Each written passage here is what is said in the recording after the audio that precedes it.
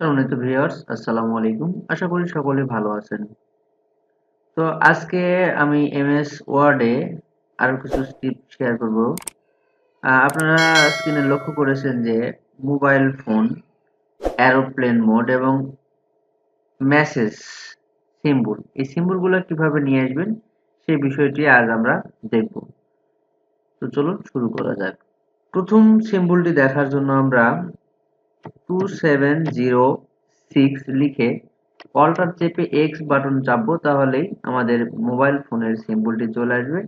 এরপর plan mode দেখার জন্য আমাদের যে কিটি চাপতে হবে 2708 টাইপ করার পর আমরা অল্টার এক্স চাপবো, তাহলে এয়ারপ্লেন মোড চলে আসবে।